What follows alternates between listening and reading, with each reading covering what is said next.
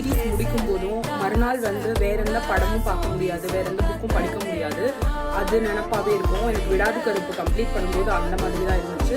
நேற்று ஃபுல்லாக எனக்கு அவ்வளோ டயர்ட் இருந்துச்சு. ஆனால் என்னால் வேற எதுவுமே பார்க்க முடியல. நான் திரும்ப போய் செல்லியோட ஒரு சாங்கு, திரும்ப எனக்கு பிடிச்ச சீன்ஸ் எல்லாம் வந்து ரீகால் பண்ணிட்டேன். ஓகே காய்ஸ், இப்போ ஷெர்லாக் ஹோம்ஸ், அப்புறம் Game of Thrones, Breaking Bad, Vidathu Karuppu, இது 4 வந்து ரேட் பண்ணால் என்ன கேட்டால் பிரேக்கிங் பேட் தான் வந்து எல்லா வகையிலும் எனக்கு ரொம்ப பிடிச்ச ஒரு சீரீஸ். 3லையுமே Game of Thrones, Breaking Bad, Sherlock ஹோம்ஸ்ல பிரேக்கிங் பேட் ஃபர்ஸ்ட்டு, செகண்ட் வந்து கேம் ஆஃப் த்ரோன்ஸ், தேர்ட் வந்து ஷெர்லாக் ஹோம்ஸ். 3மே ஃபேவரெட்டு.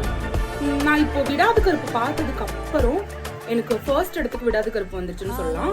விடாது கருப்பு நிறைய விஷயத்த ஞாபகப்படுத்துச்சு எனக்கு. ஆக்சுவலி விடாது கருப்பு பார்த்ததுக்கு அப்புறம் ஒரு நாவல் படிக்கணும்னு கூட ஆசையா இருக்கு. அதுல வர விஷயங்கள்லாம் எனக்கு ரிசம்பிள் ஆன மாதிரி இருக்கு.